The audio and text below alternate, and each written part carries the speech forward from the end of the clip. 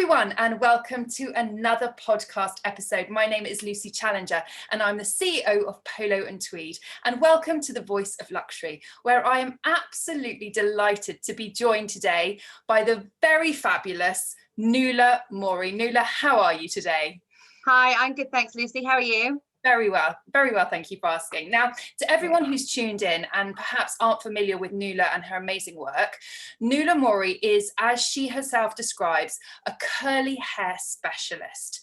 Now, we may stop and think, oh my goodness, what does this actually mean? Why does one need a curly hair specialist? So Nuala, perhaps you could cast your sort of mind back to your career, tell us a little bit about, your path, your journey through it, and then what's brought you to being now this specialist in your field. I'm really lucky, actually. It happened organically. I didn't set out to do curly hair. I actually used to specialize in wedding hair and hair extensions. And so I was often weddings every weekend, sometimes 2-3 a weekend, hair extensions in a week, and then just doing, all sorts of types of hair in between. But I think having curly hair, I've always understood it. And over the years, I've sort of figured out different ways of working with curly hair that have worked. And I create my own techniques and my own little methods, and they're always growing. Like, my method's always slightly changing and I'm tweaking things. Mm-hmm. And then I just started getting more curly guests. One curly would recommend me to another curly. I've always been against straightening and blow drying hair too much. I never used to straighten my hair when I wore it smooth. I always blow dried it on a low heat, because it's so damaging for the hair and people don't realize what they're doing. So when I washed someone's hair at the basin and I saw that there was some kind of movement in the hair, I said to me, you've got a natural texture in here, you've got a wavy hair or curly hair. And they would, like 99% of the time, they said, nope, I've got frizzy hair, that's all it is, so I have to straighten it. But frizzy hair is curly hair of some form, they just don't know how to look after it. So then I would just say, well, do you want me to try and show you how to style it that way? And then it grew from there, really. They'd see it styled, they'd be blown away because they never realized that's what their hair actually did. And then people started coming to me and saying, you're a curly hair specialist, can I book in with you? I thought, am I? Okay. And so I sort of just went with how it rolled. Yeah, it's really lucky, actually. And I don't do so many extensions now. No, it's fascinating. So were you always interested by hair growing up? I mean, was that sort of a vocation that you were passionate about and you knew you wanted to work within? Yeah, massively. I loved hair from a really, really young age. And there's a video of me at 6 years old actually saying I wanted to be a hairdresser. And my whole life, people always looked down on me for wanting to be a hairdresser. And I went to a private girls' school, and I remember the headmistress, saying to me, why are you in this school? You want to be a hairdresser? But I couldn't stop thinking about hair. It sounds silly, but I was always trying things on my dollies, begging my mum, who would never let me near her, to do her hair, and then going into school every day with wedding styles in my hair. So and then as soon as I was 15, I joined a salon, evenings and weekends, and it went from there, really. Wow. And now to this day, you have your own salon. You are obviously a specialist in your field. But, I know you through my husband, he has mixed race hair, and he has always had the bane of his life is finding someone to look after his hair. And I remember when I met him and we were living in London, and he said he had to go to a specialist. And that sort of blew me away. I thought, well, hang on, why can't just anyone cut your hair? And he said, well, I end up looking like a lampshade and it looks terrible and they don't know how to cut it. So for people listening in who might have frizzy hair and thought that that's what their hair is, or have never considered that it's different to approach curly hair, what are the main differences, would you say, between how you approach your craft and, say, a sort of a typical hairdresser who would just be able to cut normal inverted commas hair? So when you cut, say, straight hair, as they call it, you do it in sections that you've been taught by the book. The hair's all wet, you pull it you get the tension really tight, and you cut it sort of uniformly. Okay. But with curly hair, you cut it by the curl. So if somebody's got wavy hair, I would cut it different to curly hair. So there's different technique with different types of curls. If somebody's got afro hair, I cut it slightly different again, but it's all freehand. There's no combs involved, and it's all done on dry hair as well. Okay. Most of the time, like 99% is done on dry hair. And that way you can work with the natural texture, because there's so many different curls on one head. For instance, my hair's super tight and coily and curly underneath, then it gets looser here, then it gets tighter here. So if you cut to the curl, it all sits together after. Whereas if you pull it all and then cut it, this would shrink right up. It would all change and it wouldn't sit right. Yeah. So kind of like shaping a bush in your garden. Correct. You think of a shape in your head and you then go for it and get that shape. Oh, that's If that fascinating. makes sense. So you talk about sort of doing training initially, or being passionate about hair. I mean, is this taught at hairdressing school? So many people have curly hair, not just mixed race people. All different colours and backgrounds have curly hair. As you said, some even don't even realise they have curly hair with the frizzy hair. So is this not taught in sort of fundamentals of hairdressing? No, I remember when I was in college, we got taught about curly hair on paper, and it was literally, you'd see straight hair, a wiggle was wavy hair, and then that was curly hair. And that was my education on curly hair. The trainers in college don't know about curly hair. They haven't been taught curly hair. And I think obviously the days when straighteners came out, everyone just started straightening their hair because there was this new, very exciting tool that would make your hair super flat and super shiny initially, not over time. Yeah. And so people just forgot about their own hair and didn't even try to see what they had for years. But now people are starting to embrace it more and realizing that actually it's really damaging straightening your hair for years. And it's actually more flattering if you work with your natural texture, for the case of most people. Yeah. It's just sad, actually. I wrote to City and Guilds last year about this, about why it's not in their curriculum, and they haven't got back to me. So I don't know if it's just because of, they're very busy, they might have a lot of things to deal with, but they didn't get back to me. But I think it should definitely be something that's there in the future. Absolutely. And it 100%. seems, I'm a child, I was a teenager in the 90s, and I had frizzy hair. I used to akin myself to Scary Spice gone wrong, that my hair was just this sort of big frizzy mess. And the second straighteners came out, I remember it was I jumped on that. I thought, finally I can control my hair. But actually that's not right. We shouldn't be sort of processing our hair and damaging it, like you said earlier, with straighteners and all this sort of heat. We should actually be able to be taught as a child, and through our, hairdresser, etc., how to bring out that natural beauty of the hair. And it seems like there's a disconnect that you've identified very early on. Do you train up others then? Do you sort of look to develop these techniques, because you've obviously had to learn yourself because you weren't taught that originally?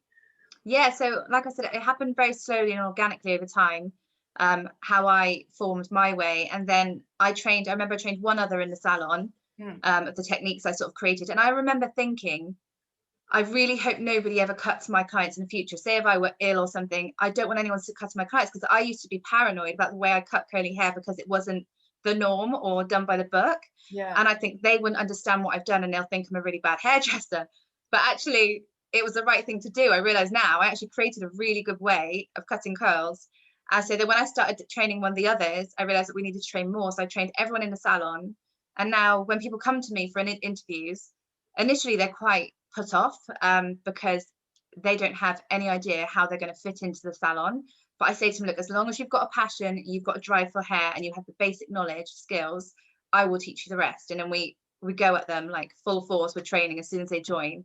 And then they love it. They really, really love it, because the feedback you get is just out of this world, because people haven't seen their hair like that before. Yeah, no. And it just all our hard work is that client smiling in a chair just makes it worth it. All those long days, no lunch breaks, everything makes it worth it. Yeah, no, absolutely. And for everyone listening, at the end of this, I encourage you to go and look at Nuala's Instagram, because these transformations that happen with people's hair is outstanding. And it's so funny, the amount of comments you get from people saying this isn't real, or this has been done with curling tongs, or people don't believe that you've created this naturally. And I think that's just reiterated by the fact that there is that obviously lack of understanding in the actual profession around the world, where people don't know how to manage their curls. But you talk about training people that come to your salon and giving them that support. But if people are listening from around the world and want to learn more about this, or sort of enter the world maybe professionally in this area, what would be your advice to someone wanting to start out? Obviously there's the traditional hairdressing college and training courses that they can go on, but it sounds like perhaps they're not going to get that much support in this area in it. So what would be your advice in that instance? It is so hard. So because there isn't many people doing it, and I've looked myself, because I get asked all the time from people all around the world whether they want to be stylists or whether they're just customers looking for somebody that can cut their hair. How do I find a salon that cuts curly hair? And when I've looked, there are so few. More and more people are starting to train in it, which is really good. I'm hoping to. Was doing some training courses before, all the COVID thing, and that was going really, really well. But sadly, when we open, I'm not going to be able to offer that straight away because we need to obviously look after our guests first. But yeah, it's just look like mad on Google for any kind of training. And luckily now with technology, a lot of things can be done over Zoom. So you could be the other side of the world and learn something amazing. So I'd just say research and find someone, follow all the people that you love that do curly hair. And then like people ask me, just ask them, see if they know of anybody. I know of a couple now, obviously I know some in Australia, and it's good. It's making it like community as well. Yeah, lovely. Through us all. That's really nice. Yeah. No, that's really interesting. And so you've obviously developed your craft and developed your skills in this area, as you said, from not having that fundamental training initially and now being a specialist. But what is it about this that inspires you? Why do you wake up every day and feel excited by these? Do you still learn? I mean, what is it about it that makes you go to work every day? I have got a huge passion for hair. Like I think it's a problem because I can't switch off ever. And I know that sounds mad. I know it's brilliant. I've got this drive and stuff, but I just can't ever switch off. Even at night time, to the point I go to bed, I'm always thinking about different things with hair, how I can change things, how I can do things for the business, for people, for this, for that. Like yourself, I guess when you're a businesswoman, you just have that mind, don't you? It just rolls around like this. So, I don't know. I guess it's just, I get a buzz. It's like when I've done someone's hair and I see how happy they are, and then they come back to me the next time and they say, "You've changed my life. I feel confident. I've managed to go for this interview. My husband loves my hair." Because a lot of people, they destroy their hair and they don't realize when they're straightening it constantly, and they'll straighten it every day because every tiny little kink they see, that will get the iron on it again. And then they come in and their hair's dull, it's all fuzzing because it's broken, and they bleach it as well. So just seeing somebody's hair change and then realize what they actually naturally had the whole time, it just makes, it's just amazing. It's like winning the lottery, you get that buzz and you just won something. It's like that, but you get that all day consistently throughout the day with the clients. It's really nice. It's hard work, but it's definitely rewarding. That's so satisfying. Like you say, I think, obviously I'm a woman and I feel my hair is a large part of my identity. And I think a lot of women have gone through that experience of having a traumatic experience at the hairdresser. You ask for something and it goes wrong, and then you walk out feeling unhappy. But actually, for you to experience this total joy from your clients and to see these transformations, which they probably have never had before. Like you say, they've been straightening their hair since they were, a young teenager, and now to suddenly feel that this is a new them and it's an organic, real them. It's so amazing, it's so empowering. But you mentioned the bleach and seeing clients walk in for the first time with different hair, situations. I mean, you must have seen some pretty unusual things. I mean, can you recount any particular ones that stand out in your mind? Yeah, so I have seen a few things. Very recently, actually, a lady came to us who she had her hair bleached already and she wanted to get her hair brighter. So she decided to bleach it again at home. And she had hair probably as long as mine, but even thicker, like really thick, curly, gorgeous blonde hair.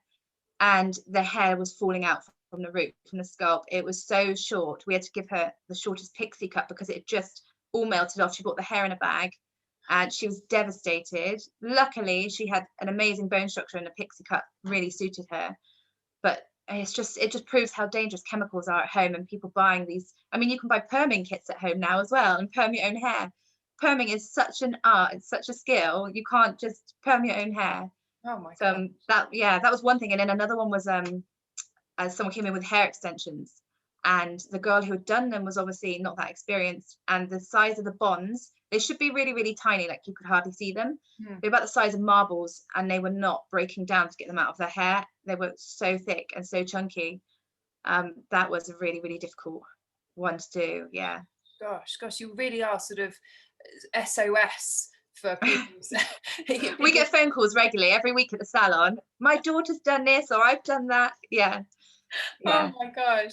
How amazing that people can reach out to you to help that. But of course, now we we're back in yet another lockdown, and COVID last year changed the world, and of course had a huge impact on the hair industry. You know, salons had to shut. People suddenly couldn't go and have that support, particularly the support that you give is so specialized. How did you adapt? What was it like sort of in the first lockdown, and what have you put in place since then? Yeah, so I mean, in the first lockdown initially, it was just, I guess, like everyone else, it was such a unsettling feeling, just horrible. It felt like a film, like a nightmare. And because you don't know what's to come. And obviously when you get to the second and third lockdown, you have an idea of what's going to happen. So initially I panicked and thought, what am I going to do? I need to make sure that we're still bringing in money as a salon. I didn't know how long the lockdown was going to be for.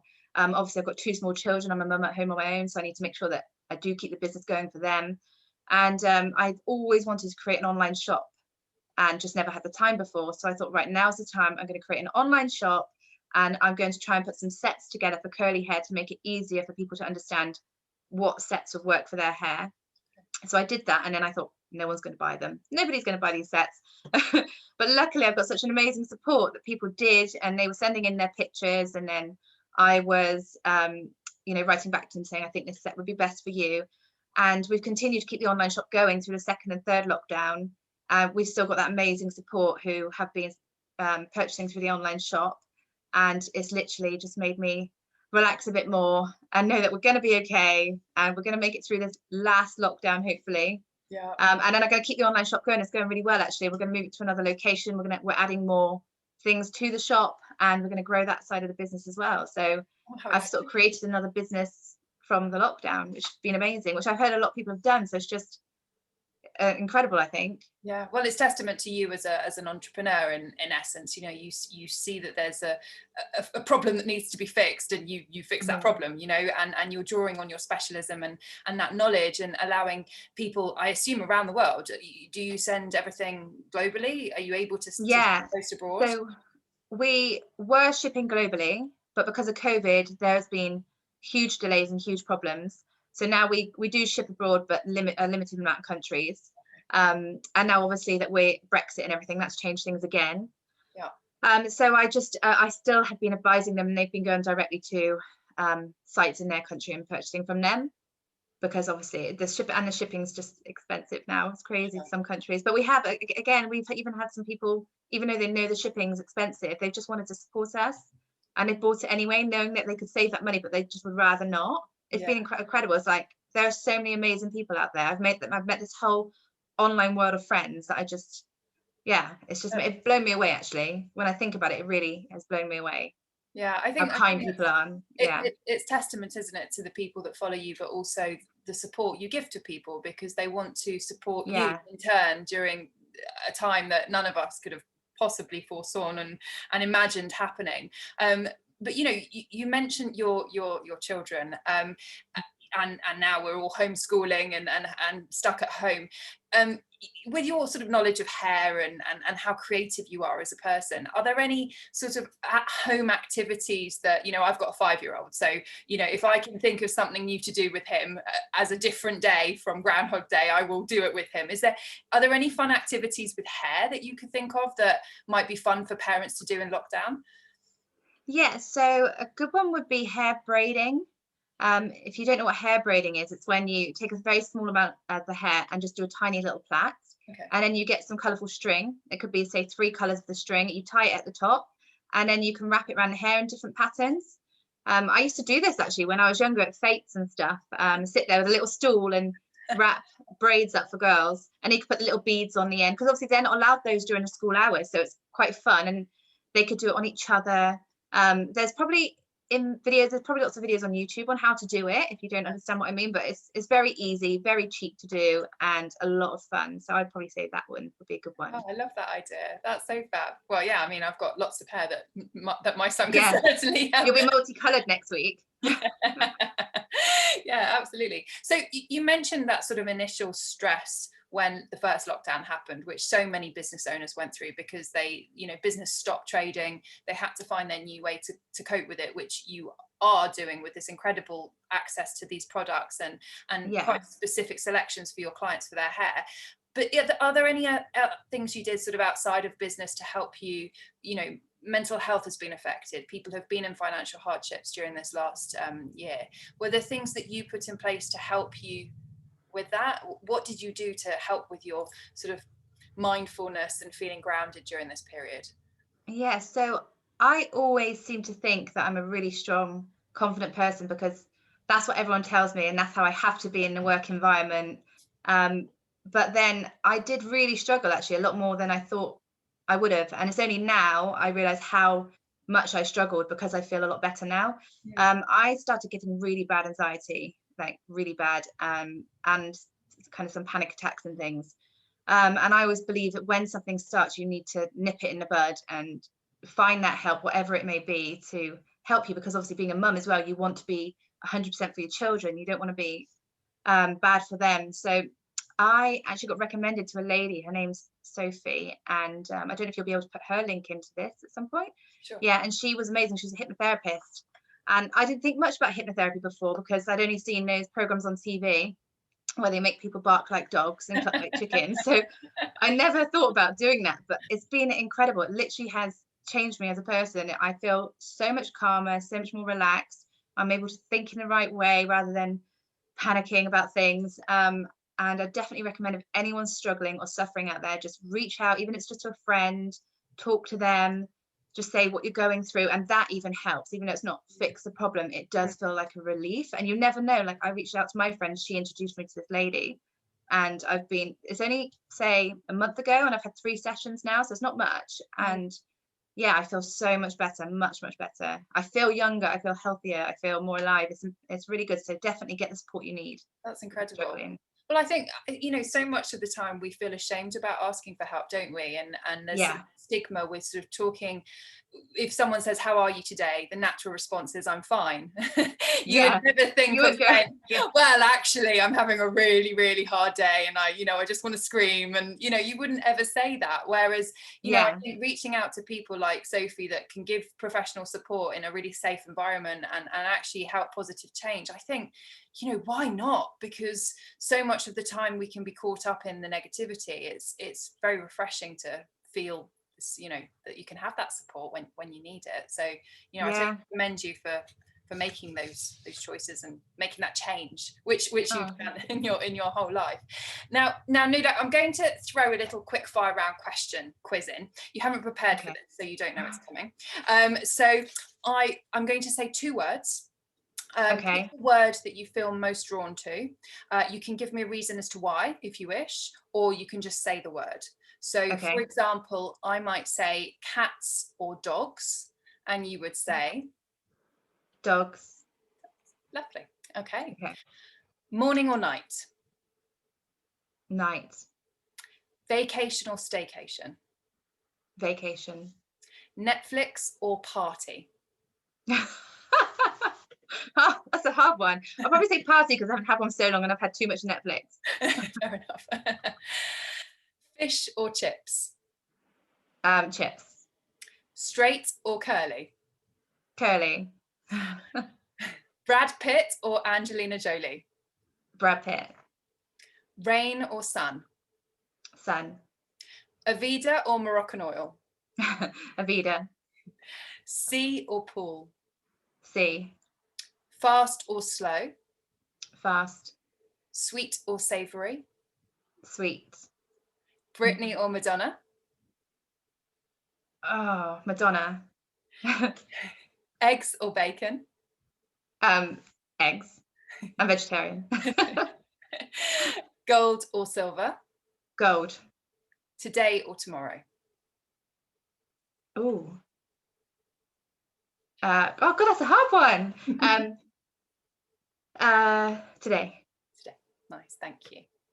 So Nuala, we've spoken about the world that you work in, and to so many listeners, this might be a really quite eye-opening moment that they no longer have to reach for the hair straighteners and actually could have really curly hair that they have not realized.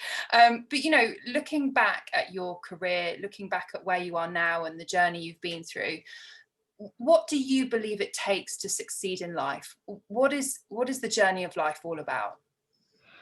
I think believe in yourself, 100%. Go with your gut instinct. Don't listen to what others say all the time. Obviously listen to what others say, but with a pinch of salt. Don't let anyone get you down or stop you from doing anything. I was told when I won't say who, but I had very close people to me say when I first opened a salon, why are you doing this? Oh, they were really against it. I wouldn't put your name above the door because when it fails, I had those sorts of comments. You know, I've had little things like that throughout my life that always made me question myself, but that actually made me fight harder. So do what you love, do what you believe in. If you've got that drive and you've got that passion, you'll do it. It will just naturally come. Yeah. I love that. No, and I mean, how crazy that you had those comments when you were starting out, and then look at you now, you know, that's it. If you believe in something, if you have the passion for it, you should follow your dreams and stick with your guns as well, because 100%. Yeah. And there's always hurdles. Like every now and again, there will be a hurdle, maybe a little one or a really big one that will make you question yourself again, but you will get over that hurdle. And you know, business isn't easy. It's not meant to be easy. If it were easy, everybody would be in business. So yeah, no, absolutely. Now, everyone listening who now needs to go and check out Nuala's incredible Instagram first, because her Instagram, you should see these transformations. You can find her handle at Nuala Morey Salon. Now, Nuala is spelt Nuala, Morey, and then salon. She's also got her incredible website where you can obviously reach out to her and her team, book appointments, hopefully very soon, and you know, order, visit her online shop, etc. And that's nualahairdressing.com, and again spelt Nuala. So, you know, Nuala, thank you so much for spending this sort of short window insight into this incredible curly hair world you work within. It's been so fascinating, and I really hope our listeners have really enjoyed it. So thank you so much for having me, Lucy. Thank you.